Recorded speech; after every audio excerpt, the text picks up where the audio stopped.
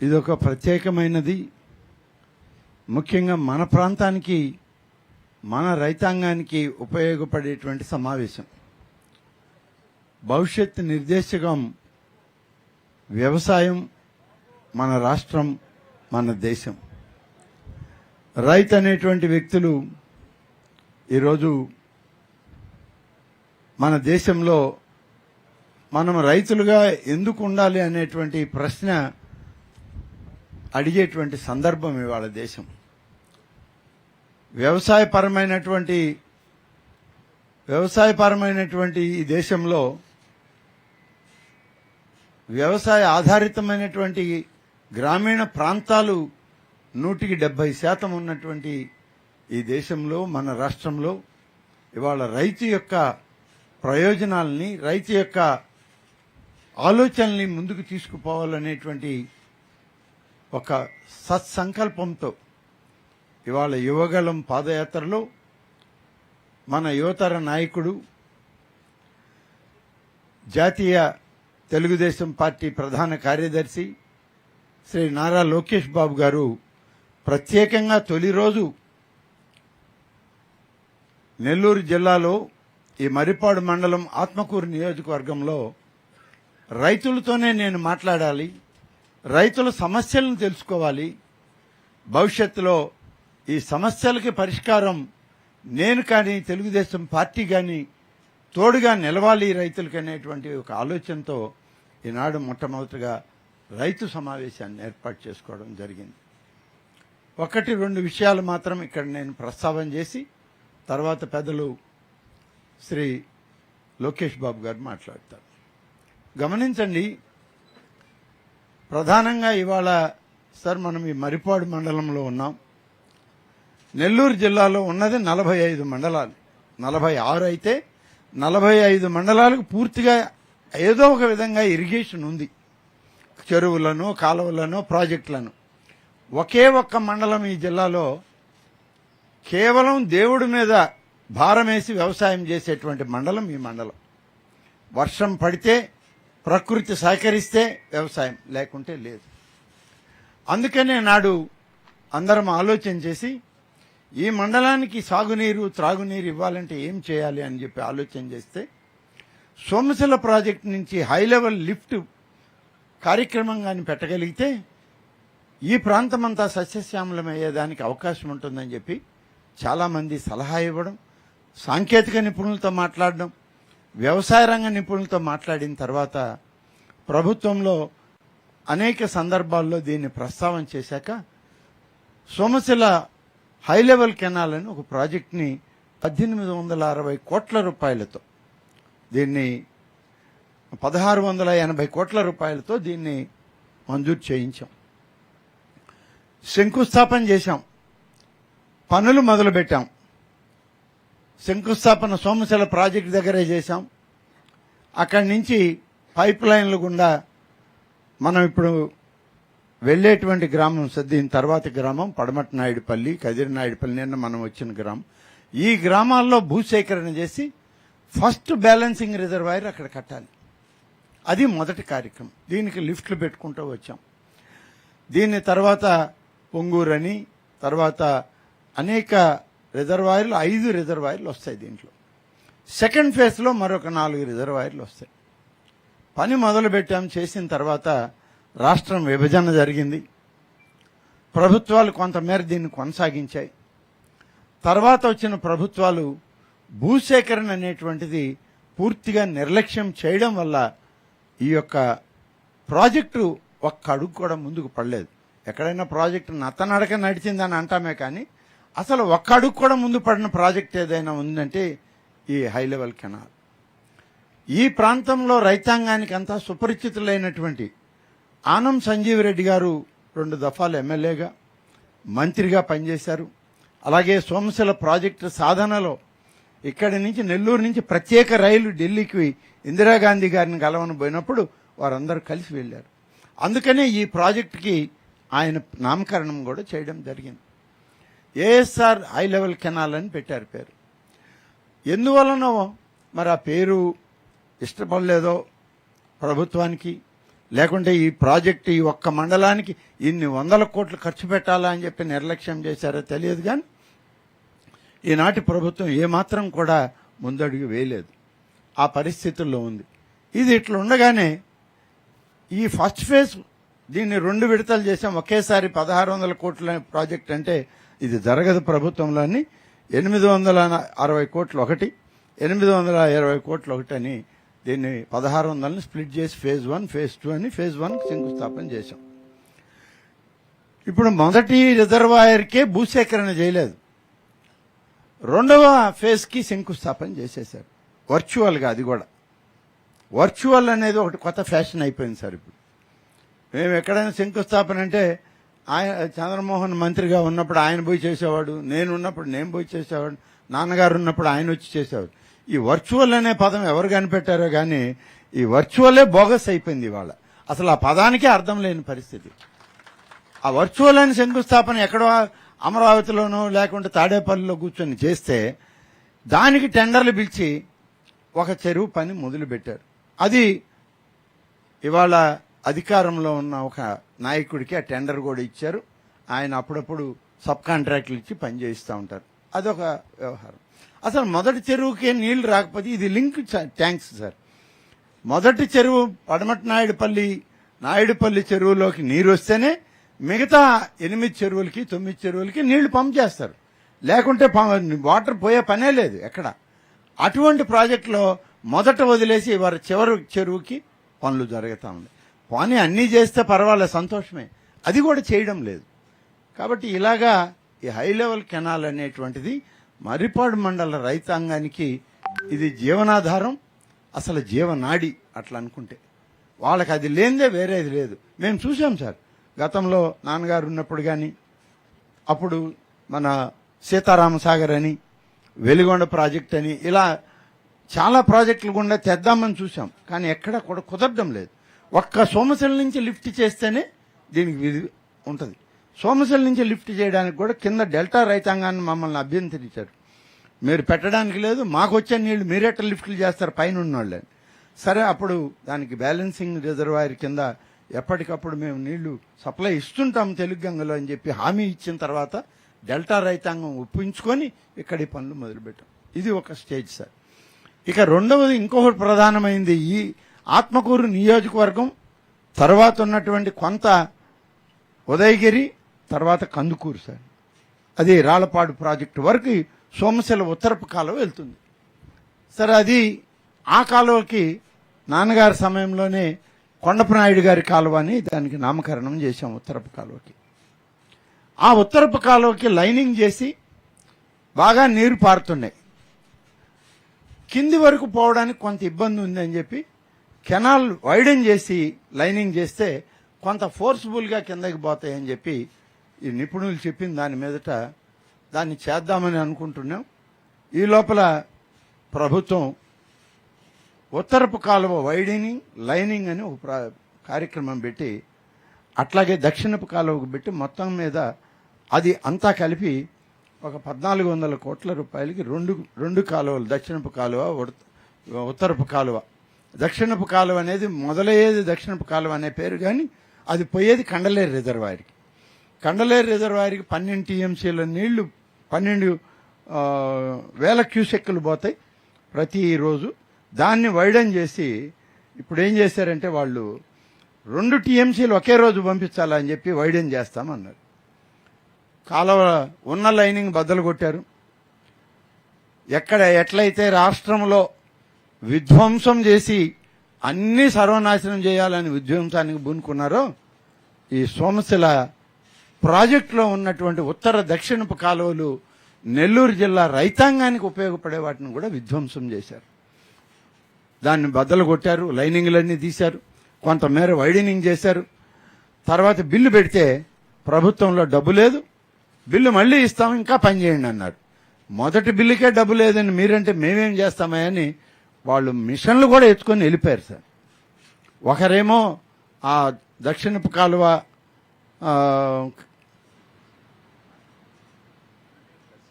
నుంచి ఎస్కేఎఫ్ఏ ఫార్మ్ అవుద్ది, దక్షిణపు కాలువ ఎస్కేఎఫ్ఎఫ్ అని కండలేరుకి వెళ్తుంది. ఆ కెనాల్ వర్క్ కానీ ఉత్తరపు కాలువ ఇవాళ రాళ్లపాడు చెరువుకి వెళ్ళేటువంటి ఈ ప్రాంతానికి ఉపయోగపడే కాలువ కానీ 2 పనులు ఆపేశారు. 2 పనుల్లో ఒక కాంట్రాక్టర్ కడప జిల్లా ఆయన, ఒక కాంట్రాక్టర్ వచ్చి రాజమండ్రి ఆయన. బిల్లులు రాందే మేమేం చేయలేము సార్ అని చెప్పేసి వెళ్ళిపోయారు. ఇప్పటికి 2.5 సంవత్సరం అయింది. మొదలుపెట్టి దాన్ని పగలగొట్టి పూర్తి చేయకుండా వదిలేసి వెళ్ళిపోయారు. ఇది పరిస్థితి. దీని మీద ఎప్పుడు అడిగినా సమాధానం లేదు ప్రభుత్వంలో. సోమశిల ప్రాజెక్టు స్వర్గీయ జలగం వెంగళరావు గారు ఆనాడు సోమశిల కట్టాలని చెప్పి శ్రీమతి ఇందిరాగాంధీ గారు ఆలోచిస్తే, ఆ తర్వాత అప్పుడు మా నాన్నగారు ఇక్కడ మైనర్ ఇరిగేషన్ మినిస్టర్గా ఉన్నారు ఈ జిల్లాలో. ఈ ప్రాజెక్ట్ వచ్చిన తర్వాత శంకుస్థాపన చేశారు. అయితే అది చిన్న ప్రాజెక్ట్, డెల్టా వరకే పెట్టిన ప్రాజెక్టు.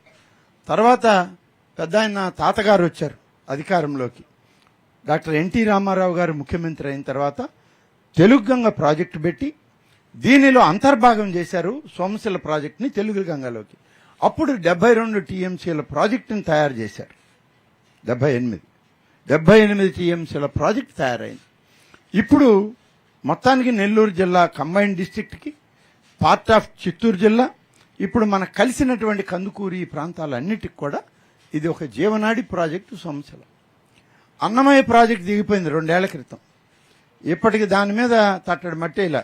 నాకు ఈ తట్టడి మట్టి అనేది ఒక ఊత పదం అండి. అదంటే కోపం వచ్చింది వాళ్ళకి. తట్టడి మట్టి అంటావా మమ్మల్ని నేను. అన్నమయ్య ప్రాజెక్టు కొట్టుకుపోయితే అన్నమయ్య ప్రాజెక్టు ఉండేది పెన్నా రివర్ మీదనే. అక్కడి నుంచి వచ్చిన ఫ్లడ్ వచ్చి సోమశిల మీద పడింది. సోమశిల గేట్లన్నీ ఒకేసారి ఎత్తేయడంతో చాలా ఉత్తరపు ప్రాంతం అంతా కూడా పోయింది, కోవూరు అంతా పోయింది. అలాగే ప్రాజెక్ట్ దగ్గరలో ఉన్నటువంటి ఏప్రాన్లు, ప్రొటెక్షన్ వాల్స్, అక్కడ ఉన్నటువంటి సోమేశ్వర స్వామి ఆలయం కూడా కొట్టుకుపోయింది. ఇవన్నీ తీసుకెళ్లి చూపించి ఎంతో ప్రాధాయపడితే అడగంగా 97 కోట్ల రూపాయలు మంజూరు చేసింది ప్రభుత్వం. టెండర్లు పిలిచారు. ఇది కూడా మొదటి కథే. ఫస్ట్ బిల్లు పెట్టారు వాళ్ళు, డబ్బులు లేవన్నారు, వాళ్ళు వెళ్ళిపోయారు. ఇవాళ ఈ జిల్లాలో రైతాంగానికి అవసరమైన మేజర్ ప్రాజెక్టులు ఏమైనా ఉన్నాయంటే సోమశిలకు దగ్గరలోనే ఉన్నాయి. ఇది బతుకుంటేనే మేమందరం బతికేది. అవి ఈనాడు ఇవాళ వెనకబడిపోతున్నాయి, ఏమీ లేవు. తర్వాత ఇక మనం వెళ్ళేటువంటి దారిలో కొన్ని గ్రామాలు వస్తాయి. ఆ గ్రామాల్లో రిజర్వాయర్లు, సబ్మర్షన్లు ఉండేది పక్క గ్రామాలే. ఇంకా దాన్ని దాటి అనంతసాగరంలో మొదటి గ్రామాలు ఉన్నాయి, అగ్రహారం, బొమ్మవరం, ఇక్కడంతా. అక్కడ రైతులందరూ కూడా మిర్చి, పత్తి ఈ పంటలే పండించుకుంటే వాళ్ళకి నీళ్లు లేవు, వర్షాధారమే వాళ్ళు కూడా ఈ హై లెవెల్ కెనాల్ వస్తే నీటిపారుదల వస్తుంది. ప్రతి సంవత్సరం పంట పెట్టడం ఎండిపోవడం. మిర్చి పంట బయట మంచి మార్కెట్ ఉన్నా వీళ్ళ దగ్గర అసలు పంట రాదు. పత్తికి మంచి మార్కెట్ ఉంది 2 సంవత్సరాల నుంచి, వాళ్ళకి పంట రాదు. ఇలాంటి పరిస్థితులు ఉన్నాయి. మొత్తం మీద సోమశిల ప్రాజెక్టు బాగుంటేనే నెల్లూరు జిల్లా బేసిక్గా మైనర్ ఇరిగేషన్ ప్రాజెక్టులో ఉన్న జిల్లా. ప్రతి ఊరికి ఒక చెరువు ఉంటుంది, ఏ నియోజకవర్గం పోయినా. ఈవెన్ డెల్టాలో కూడా చెరువులు ఉంటాయి. కేవలం కెనాల్స్ మీద ఆధారపడరు ఇక్కడ రైతాంగం. కాబట్టి ఈ సోమశిల ప్రాజెక్టు, దాని అనుబంధమైనటువంటి అనేక ప్రాజెక్టులు కానీ, అనేక చెరువులకు కానీ ఇవాళ జీవనాధారం కావాలంటే సోమశిల ప్రాజెక్టును ప్రొటెక్ట్ చేయాల్సిన అవసరం ఉంది. మనం తప్పనిసరిగా రేపు సందర్భంలో తిరిగి ఎన్నికల తర్వాత ముఖ్యమంత్రిగా చంద్రబాబు నాయుడు గారు కానీ, ప్రధానమైనటువంటి నాయకులుగా ఈ రాష్ట్రంలో రేపటి తరానికి దారి చూపించేటువంటి వ్యక్తిగా మీరు రేపటి తరానికే ఈ కార్యక్రమాలు చేసి పెట్టాలని చెప్పి మిమ్మల్ని కోరుతూ, మీరు చేయడానికి ఎప్పుడూ సరే వెనకడుగు వేయరు. రైతులకు సంబంధించింది, పేద వర్గాలకు సంబంధించింది, బడుగు వర్గాలకు సంబంధించినటువంటి వాళ్ళు ఇక్కడ ఎక్కువ మంది ఉంటారు. మీరైతే నమ్మకంగా ఒక మాట చెప్తే జరుగుతుందనేటువంటి గతంలో చెప్పిన వాళ్ళు ఎవరు కూడా ఈ 4 సంవత్సరాల్లో ఏ ఒక్క పని చేయలేకపోయారు. మీరైతే మాకు సహాయం చేయగలరు, చేస్తారనేటువంటి ఒక విశ్వాసం, ఒక నమ్మకం ఈ రైతాంగంలో ఉంది. అందుకనే వాళ్ళందరూ మిమ్మల్ని కలిసి ఈరోజు మీరిచ్చేటువంటి సూచనలతో, మీరు చెప్పేటువంటి మాటతో ఒక నిండు నమ్మకాన్ని, విశ్వాసాన్ని వాళ్ళ హృదయాల్లో నింపుకొని వాళ్ళ కుటుంబాలకు పోయి చెప్పాలనే ఆశతోనే వాళ్ళందరూ కూడా ఇవాళ రావడం జరిగింది. దీంతో పాటే ఇక్కడ మెట్ట ప్రాంతం సార్, ఈ మెట్ట ప్రాంతంలో ఉండేదన్నీ మెట్ట పైర్లు వేసుకునే వాళ్ళే. ఇరిగేషన్ ఫెసిలిటీ వచ్చింది కాబట్టి కొంతమంది ప్యాడీ వేస్తున్నారు. కానీ ఇవాళ ప్యాడీ కల్చర్ బాగలేదు. ఒక్కొక్కసారి ధర వస్తుంది, ఒక్కొక్కసారి రావట్లేదు. ప్రాపర్గా ప్రభుత్వం కొనుగోలు చేస్తామంటుంది, కొనుగోలు చేయట్లేదు. కొనుగోలు చేసినా వాళ్ళకి డబ్బు ఇవ్వడానికి సంవత్సరం పడుతుంది. మళ్ళీ పంట వస్తే ఇప్పుడు డబ్బులు ఇస్తున్నారు. ఇట్లాంటి పరిస్థితుల్లో చాలా దయనీయంగా ఉంది. పోయినసారి ఈ నియోజకవర్గంలో అనుకుంటాను సోమిరెడ్డి గారు అగ్రికల్చర్ మంత్రిగా ఉన్నారు, నాన్నగారు ముఖ్యమంత్రిగా ఉన్నారు. ట్రాక్టర్లు ప్రదానం చేశాం రైతాంగానికి. అప్పుడు నేను పోయి అడిగితే అన్ని నియోజకవర్గాల కన్నా ఈ నియోజకవర్గంలో రైతులకి ట్రాక్టర్లు పంపిణీ చేశాం. ఎందుకని అంటే మెట్ట ప్రాంత రైతులు మెట్ట సేద్యాలు ఎక్కువ, ట్రాక్టర్లు వాడుక ఎక్కువ, ప్రతి ఒక్కరు ట్రాక్టర్ తీసుకుంటున్నారు. అందుకని చంద్రమోహన్ రెడ్డికి కూడా చెప్పాను నేను, మా ప్రాంతంలో ఎక్కువ ట్రాక్టర్లు లేవు, డెల్టాలో కొంచెం తగ్గించండి, అక్కడ రైతులకి ఆల్రెడీ మెకనైజ్డ్ అయిపోయారని చెప్పంటే ఆ రోజు ముఖ్యమంత్రిగా ఉన్న చంద్రబాబు నాయుడు గారు కానీ చంద్రమోహన్ రెడ్డి గారు కానీ ఇద్దరు మంచి హృదయంతో ఈ ప్రాంతంలో నేను ఎన్ని అడిగితే అన్ని ట్రాక్టర్లు ఇచ్చారు. అందరికి కూడా కావలసి అడిగిన వాళ్ళకంతా ట్రాక్టర్లు ఇచ్చాం. సబ్సిడీకి ఇప్పించాం కంపెనీలతో మాట్లాడి. ఆ విధంగా చాలా ఇచ్చాం. తర్వాత అసలు మెకనైజేషన్ అనేది ఇప్పుడు వచ్చేది రైతులకు నేరుగా ఇచ్చే పరిస్థితి లేదు. ఏదో ఆర్బీకేలు అంటారు, లేకుంటే ఇంకొక సంస్థలు అంటారు, సొసైటీలు అంటారు, వాటిల్లో పెడుతున్నారు. కానీ రైతులకు అందుబాటులో లేనటువంటి పరిస్థితి వాళ్ళు ఏర్పడింది. కాబట్టి ఇవన్నీ కూడా ఉన్నాయి.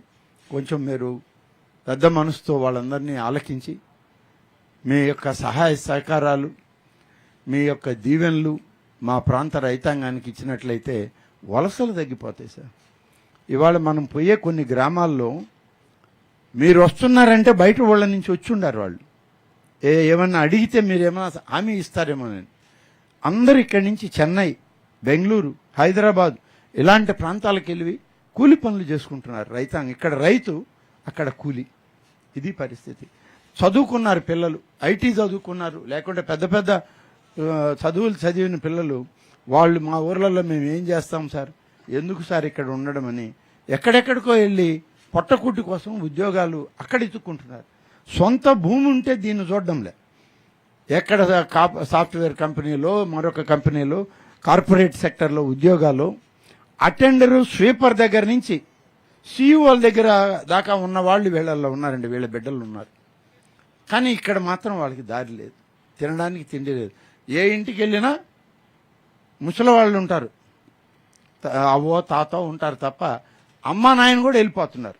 ఎందుకు ఇక్కడ మనం ఇలాంటి పరిస్థితులు ఉన్నటువంటి ఈ నియోజకవర్గం, ప్రధానంగా ఈ మండలానికి మీ భరోసా కావాలి. మీరు చేసేటువంటి వాళ్ళ ఆలోచనను తీసుకొని మీరు ఇచ్చేటువంటి హామీ ఇవాళ మాకు భవిష్యత్తు ఇస్తుంది, రేపటి తరానికి మార్గాన్ని ఇస్తుందని చెప్పి అందరం ఎదురు చూస్తున్నాం. మీ తప్పకుండా మీ యొక్క ఆశీస్సులు మాకు ఉండాలని చెప్పి కోరుతూ సెలవు తీసుకుంటాను.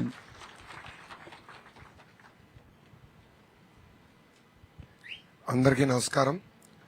ఈ సమావేశానికి వచ్చేసిన మా రైతు సోదరులందరికీ పేరు పేరున నా హృదయపూర్వక ధన్యవాదములు.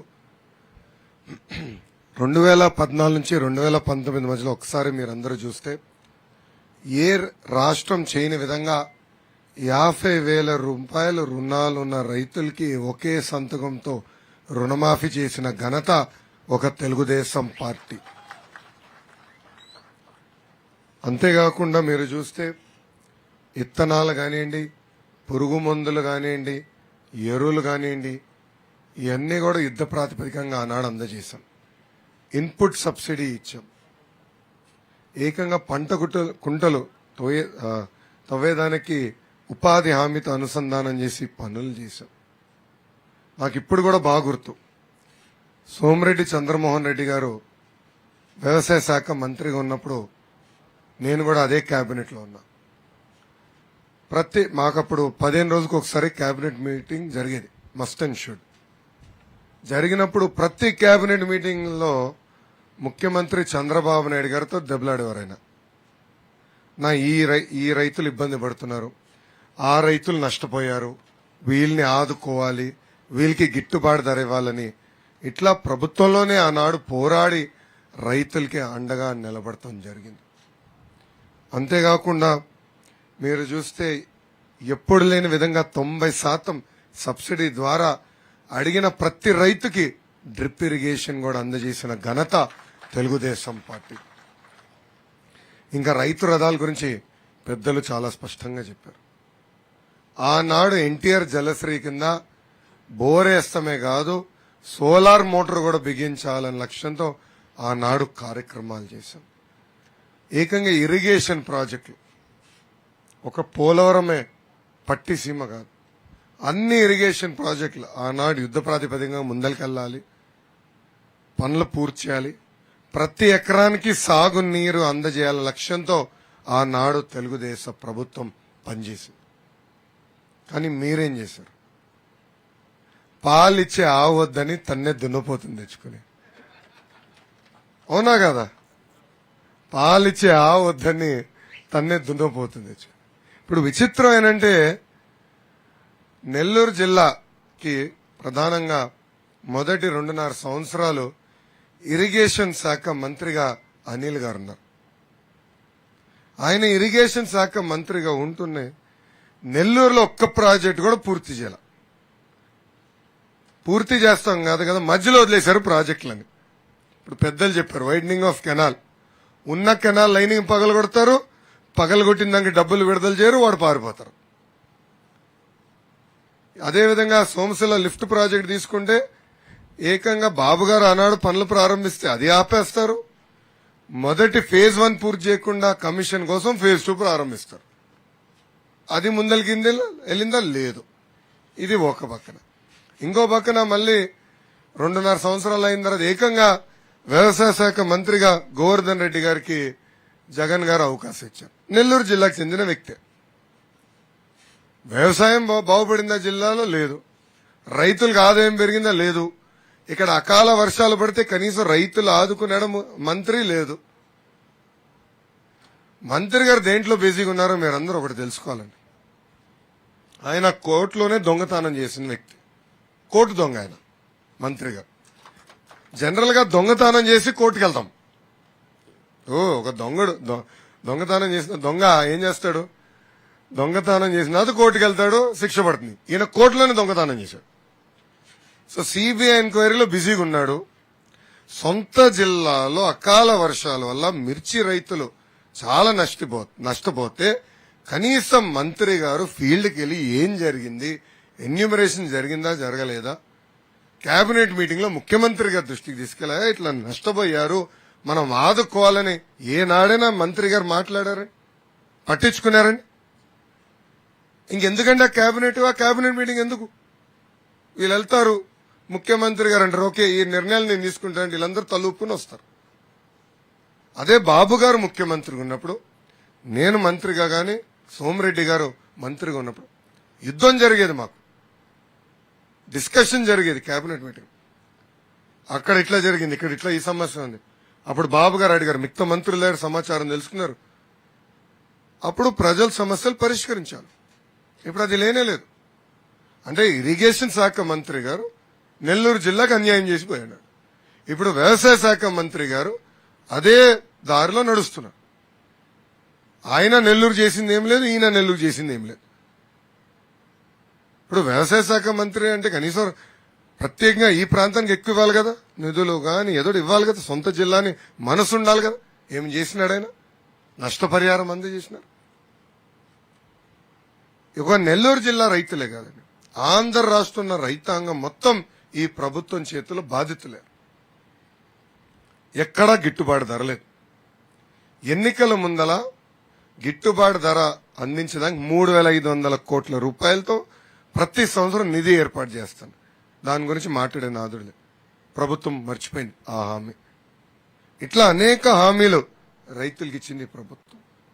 ప్రతి నియోజకవర్గానికి సాయిల్ టెస్టింగ్ కేంద్రాలు, భూసార పరీక్షలు నిర్వహించే కేంద్రాలు ఏర్పాటు చేస్తానని బాబు గారి హయాంలో ఏర్పాటు చేసిన భూసార పరీక్ష కేంద్రాలకి కరెంటు బిల్లు కట్టకపోతే ఇప్పుడు మూసుకుపోయినాయి. కొత్తే కాదు కదా, ఉన్నాయి మూసుకుపోయినాయి. చూడండి పరిస్థితి. ఇంకో పక్కన ఎన్నికల ముందల ప్రతి నియోజకవర్గంలో ప్రతి సంవత్సరం 500 బోర్లు ఉచితంగా వేపిస్తానని హామీ ఇచ్చిన వ్యక్తి ఇప్పుడు కనీసం 5 బోర్లు వేసే పరిస్థితి లేదు. విచిత్రం ఏంటంటే తండ్రి పేరు పెట్టాడు ఆ స్కీమ్ కి. తండ్రికే చెడ్డ పేరు తీసుకొచ్చే విధంగా చేశాడు ఈయన. ఒక మాటలో చెప్పాలంటే ఈ ప్రభుత్వ అధికారంలోకి వచ్చిన తర్వాత ఆంధ్ర రాష్ట్రంలో రైతులు లేని రాజ్యంగా కనపడుతుంది. ఈ రోజు రైతుల ఆత్మహత్యలో భారతదేశంలో 3వ స్థానంలో ఉన్నాడు. కౌలు రైతుల ఆత్మహత్యలో 2వ స్థానంలో ఉన్నాడు. ఇంకా పుండు పైన కారం జల్లే విధంగా ఏకంగా మీ మోటార్లకి ఇప్పుడు మీటర్లు బిగిస్తున్నారు. అది అలాంటి మీటర్లు కాదు, స్మార్ట్ మీటర్లు. ఒక్క రోజు కానీ మీరు బిల్ ఒక రోజు లేట్ కడితే అయిపోయింది, కరెంట్ బీగేస్తారు. ఎవడిని మధ్యలో ఎవడున్నాడు, అక్కడ బటన్ నొక్కుతాడు, ఇక్కడ కరెంట్ పోతుంది. నేను సింగనమల నియోజకవర్గంలో దళిత రైతుడిని కలిసా. అతనికి ఆల్రెడీ స్మార్ట్ మీటర్ కట్టేశారు. అంటే దాంట్లో బ్యాలెన్స్ లోగో ఉందని పరిగెత్తుకుంటూ వెళ్ళి 2000 రూపాయలు నేను కట్టాల్సి వచ్చిందన్న. మళ్ళీ ఎలక్ట్రిసిటీ డిపార్ట్మెంట్ కి ఎక్కడ మళ్ళీ కరెంట్ చేస్తే మొత్తం పొలం ఎండిపోతుందని భయంతో నేను చేశాను. అంటే చూడండి ఎలాంటి పరిస్థితి ఈరోజు ఆంధ్ర రాష్ట్రం. బాబు గారు ముఖ్యమంత్రిగా దిగిన రోజు ఆంధ్ర రాష్ట్ర రైతులపైన ఉన్న తలసరి అప్పు 75,000 రూపాయలు. 75,000 నుంచి 77,000 రూపాయలు. గత 4 సంవత్సరాలు చేతగాని ప్రభుత్వం వల్ల ఏకంగా ఆ తలసరి అప్పు ఇప్పుడు 2,50,000 రూపాయలకు పెరిగింది. భారతదేశంలో ఏదో ఒక దాంట్లో నంబర్ 1 ఉన్నామంటే అది రైతులపైన ఉన్న తలసరి అప్పులో 2,50,000 రూపాయలు. భారతదేశంలోనే హైయెస్ట్ మంది. అంటే చూడండి ఎలాంటి పరిస్థితి ఈరోజు ఉందో.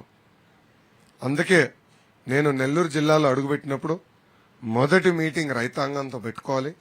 మీరు ఎదుర్కొంటున్న సమస్యలు తెలుసుకోవాలి, నేర్చుకోవాలి. అదేవిధంగా రేపు తెలుగుదేశం పార్టీ అధికారంలోకి వచ్చిన వెంటనే మీరు తెలుగుదేశం ప్రభుత్వం నుంచి ఏం ఆశిస్తున్నారో చర్చించేదానికే ఈ వేదిక ఏర్పాటు చేశామని మీ అందరూ తెలుపుకుంటూ ఇప్పుడు ఈ కార్యక్రమం ప్రారంభించవలసిందిగా పెద్దల్ని నేను కోరుతున్నాను.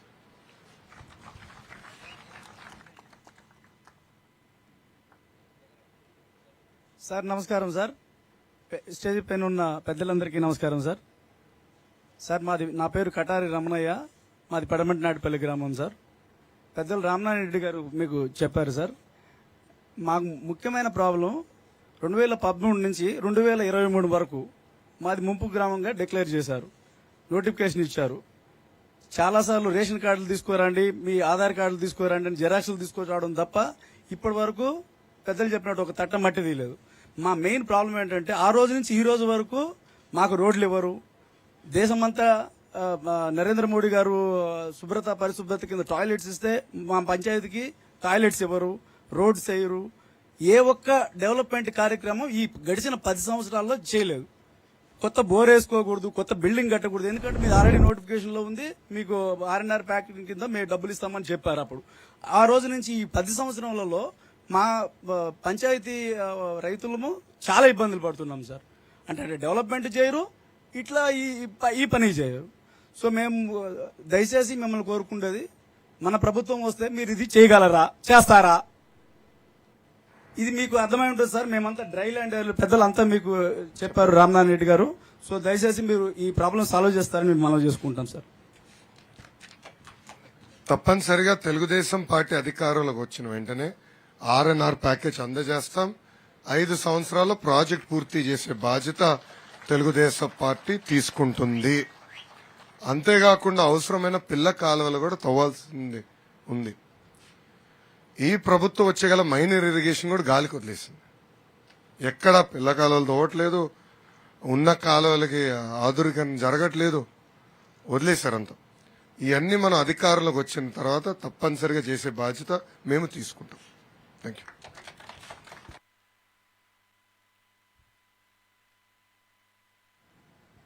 నమస్తే పెద్దలందరికీ నమస్కారము. మరి మాజీ మంత్రులు ఇద్దరు కూర్చున్నారు. ఒక ఆయన ఆర్థిక శాఖ చేశాడు, ఒక ఆయన వ్యవసాయం చేశారు అంతకుముందు. ఈ మండలం గురించి ఏదో ఆర్థిక శాఖలో కొంచెం డెవలప్ అయింది. ముందు నమస్కారం చెప్పా మీకు. అసలు ఆ మూడవ భాష రోడ్లు వేసింది నేను తాతయ్య, మీరు మర్చిపోయారు నన్ను. డబ్బులు ఇవ్వనంత వరకు నా నాయనకాలు పడ్డారు, ఇచ్చిన తర్వాత మీరు మమ్మల్ని మర్చిపోయారు. ఇప్పుడు వాళ్ళిద్దరినే చూస్తే ఎల్ఈడి బల్బు, రోడ్లు, మరుగుదొడ్లు, ఇది నా డిపార్ట్మెంట్ కదా. వాళ్ళు ఎప్పుడు చూస్తుంటే ఒకటి వాళ్ళే గుర్తుంటారు మాకు ఎప్పుగా. తర్వాత ఏంటంటే హార్టికల్చర్ గురించి మాట్లాడుతున్నాను సార్. హార్టికల్చర్ మాకు సీడ్స్ కానీ బ్రీడింగ్ కానీ సక్రమంగా సప్లై లేదు. ఈ మండలం హార్టికల్చర్ అయితేనే కొంచెం డెవలప్మెంట్ జరగడానికి ఛాన్సెస్ ఉన్నాయి. మెట్ట ప్రాంతం ఇది. ఇప్పుడు వరకు మా పెద్ద అని చెప్పాడు మెట్ట ప్రాంతం ఏ సోర్స్ లేదని. తర్వాత హార్టికల్చర్లో ఉండే 10 సంవత్సరాల నాడు ఏ సబ్సిడీ అయితే ఉందో అదే ఉంది ఈ రోజు కూడా. ఆ సబ్సిడీతో రైతులు ముందుకెళ్లేదానికి ఆస్కారం లేదు. మీరు మాకు సబ్సిడీ ఇంక్రీజ్ చేసి రైతుల్ని ఎంకరేజ్ చేయాలా. తర్వాత ఆర్గానిక్ అని ప్రపంచమంతా ఆర్గానిక్ అంటుంది. ఆర్గానిక్ లో ఈ మండలంలో 1 ఎకరా కూడా ఎక్కడ హార్టికల్చర్ వాళ్ళు చేసినట్టు లేదు ఇప్పటి వరకు. మర్రిపాడు మండల హెడ్ క్వార్టర్ లో 20 నుంచి 50 ఎకరాలు హార్టికల్చర్ ఆర్గానిక్ డెవలప్ చేస్తే ఆర్గానిక్ వల్ల ప్రజలకు ఎంతో మేలు జరుగుతుందని నా కోరిక సార్. దాన్ని ఖచ్చితంగా మీరు చేస్తారని నమ్ముతున్నా. తాతయ్య మీరు చూస్తుంటారు, కడప జిల్లాలో మిషన్ రాయలసీమ అనే ఒక కార్యక్రమం ప్రకటించారు. ప్రత్యేకంగా రాయలసీమ ప్రాంతాన్ని, అంటే మెట్టు ప్రాంతం రాయలసీమ ప్రాంతానికి హార్టికల్చర్ పెద్ద ఎత్తున ప్రోత్సహించాలనేది బాబు గారు ముఖ్యమంత్రిగా ఉన్నప్పుడు నిర్ణయం తీసుకున్నాం. సోమిరెడ్డి గారు వ్యవసాయ శాఖ మంత్రిగా ఉన్నప్పుడు పెద్ద ఎత్తున ప్రోత్సహించాం. ఈ ప్రభుత్వ అధికారంలోకి వచ్చిన తర్వాత హార్టికల్చర్ ని పక్కన పెట్టేసి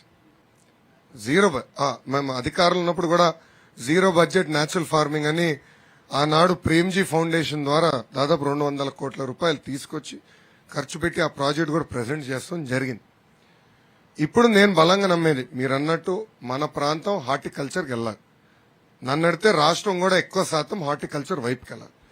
కానీ హార్టికల్చర్ కూడా వెళ్ళినప్పుడు అదే లోకల్ వెరైటీలు వేస్తే ఇప్పుడున్న సమస్యనే అప్పుడు వస్తుంది.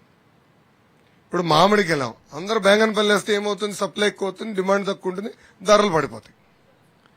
ఇప్పుడు మామిడి ఒక ఉదాహరణ తీసుకుంటా. నేను ఏరాస్ ప్రతాప్ రెడ్డి గారితో డోన్ నియోజకవర్గంలో పాదయాత్ర చేస్తున్నా. గురుగారు నాతో నడుస్తున్నారు. అది చాలా పెద్ద కొండ, ఇట్లుంది రోడ్. అది అందరు పడిపోయారు, ఎవరు లేరు నాతో. పెద్ద ఆయనే నాతో చిక్కుపోయారు. ఆయన వెళ్ళిలా నేను. ఆయన మామిడి గురించి మాట్లాడారు. కల్కట్టా నుంచి బంగ్లాదేశ్ వరకు ఆయన బై రోడ్ వెళ్ళారు. వెళ్ళినప్పుడు థాయిలాండ్కి ఇతర దేశాలకు కావాల్సిన మామిడి మొత్తం బంగ్లాదేశ్లో ఉంది. 1 ఎకరంలో 300 మామిడి చెట్లు వేశారు. ఎక్కువ హైట్ లేదు, 7, 8, 10 అడుగుల కన్నా ఎక్కువ హైట్ వెళ్లకుండా డ్వార్ఫ్ ప్లాంటేషన్. ప్రతి మామిడి కానీ జాగ్రత్త ప్రొటెక్ట్ చేయగలుగుతున్నారు. దానికి కావాల్సిన రీసెర్చ్ స్టేషన్లు పెట్టారు. దానికి కావాల్సిన 500 ఎకరాలకి పల్పింగ్ యూనిట్ పెట్టింది అక్కడ లోకల్ గా ప్రభుత్వం చేసి లోకల్ గా పల్పింగ్ చేస్తున్నారు. కొంతమంది చిన్న చిన్న చాక్లెట్లు తయారు చేసి లోకల్ మార్కెట్లు అమ్మేస్తున్నారు. సో మొత్తం ఎకో సిస్టమ్ అనేది ఒక ప్రభుత్వం ఏర్పాటు చేసింది. ఎందుకు మనం చేయకూడదని ఆయన అడిగారు. అక్కడి నుంచి వచ్చింది మాకు ఐడియా.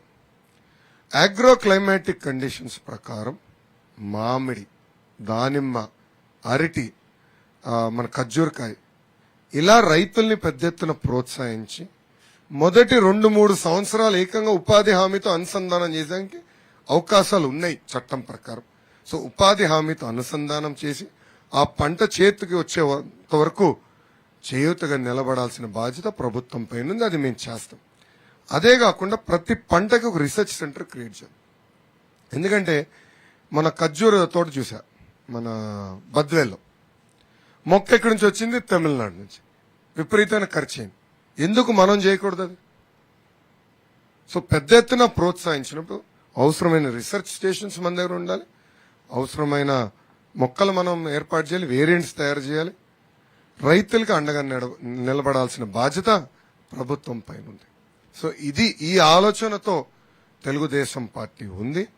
గతంలో సోమిరెడ్డి గారే వ్యవసాయ శాఖ మంత్రిగా ఉన్నప్పుడు సింగనమల నియోజకవర్గం తాడిపత్రిలో ప్రాజెక్ట్ చేశారు. అరటి మొత్తం వీలే, అంటే పెద్దలు మంత్రిగా ఉన్నప్పుడు ప్రభుత్వం నుంచి మొక్కలు అందజేస్తాం, ఇండస్ట్రీ టైఅప్ చేస్తాం, ఏకంగా అరటి పొలం దగ్గరనే కొంటాం, ప్యాకింగ్ చేస్తాం. ఈరోజు రాష్ట్రం కాదు, దేశాన్ని కాదు, ప్రపంచానికి పంపించే విధానంగా ఏర్పాటు చేశారు. అదొక ఉదాహరణగా తీసుకుని ఇతర దేశాల్లో చేస్తుంది నేర్చుకుని మామిడి మన వేరియంట్లే కాకుండా ప్రపంచానికి కావాల్సిన ఎందుకు మనం వేయకూడదు? దానిమ్మ, ఖర్జూరకాయ, ఇట్లా డైవర్సిఫికేషన్ చేస్తేనే రైతుల్ని ఆదుకోగలుగుతాం. సో దీనికి కట్టుబడి ఉన్నాం. తప్పనిసరిగా ఆంధ్ర రాష్ట్రాన్నే దేశానికి కాదు ప్రపంచానికి ఒక హార్టికల్చర్ హబ్ గా మార్చే లక్ష్యంతో తెలుగుదేశం పార్టీ 5 సంవత్సరాలు పనిచేస్తాం. మీకు అటు సందేహం అవసరం. నేను కూడా బలంగా నమ్మేది ఈ మెట్ట ప్రాంతం కానీ అటు రాయలసీమకు కానివ్వండి, పెద్దలు అన్నట్టు సాగునీరు అందజేస్తే మీరు బంగారమే పండించగలుగుతారు. బంగారమే పండించగలుగుతారు. కష్టం మీకు తెలుసు, రిస్క్ తీసుకుంటారు. ఇప్పుడు దేవుడి పైన భారం పెట్టి మిరప ఇత్తనాలు ఎంత ధర ఉందండి ఇప్పుడు, అయినా తెగించి వేసి, సో కష్టం తెలుసు మీకు, రిస్క్ తీసుకుంటాం తెలుసు. ప్రభుత్వం కానీ మీకు అండగా నిలబడి హార్టికల్చర్ గైడెన్స్ కొంచెం ఇచ్చి మొక్కలు మీకు ఉచితంగా ఇచ్చేదానికి అవకాశం ఉంది. ఉపాధి హామీ చట్టం కింద ఆ మొక్కను పెంచేదానికి అయ్యే ఖర్చు కూడా ఉపాధి హామీ ద్వారా ఆదుకునేదానికి ఉంది. ప్రభుత్వం మెకనైజేషన్ ద్వారా, డ్రోన్ స్ప్రేయర్స్ ద్వారా ఇట్లా మెకనైజేషన్ రాష్ట్ర ప్రభుత్వం చేస్తే పెద్ద ఎత్తున హార్టికల్చర్ని మనం ప్రోత్సహించగలుగుతాం. విచిత్రం ఏంటంటే కేంద్ర ప్రభుత్వం కూడా నిధులు కేటాయించింది హార్టికల్చర్ మిషన్, కానీ రాష్ట్ర ప్రభుత్వం మ్యాచింగ్ గ్రాంట్ ఇవ్వలేదు కనుక అది వెనక్కి వెళ్ళిపోయినాయి నిధులు. సో డబ్బులతో సమస్య కాదు. ఈ ప్రభుత్వంకి ఫోకస్ లేదు. ఈ ప్రభుత్వం ఏమనుకుంటుంది, కేవలం 7,500 రూపాయలు రైతుకి ఇస్తే చాలు, ఆ 7,500 రూపాయలతో మీ జీవితాలే మారిపోతాయని ఆలోచనతో ఉంది ఈ ప్రభుత్వం, ఈ ముఖ్యమంత్రి గారు. ఇది పరిస్థితి. సో తప్పనిసరిగా హార్టికల్చర్ హబ్ గా ఒక లక్ష్యంగా మేము చేస్తామని సభాముఖం మీకు హామీ ఇస్తున్నాం. అనా మరిపాడు ఇంకా రాయలసీమలో లాగానే ఉందని నాకు అర్థమైపోయింది స్వామి.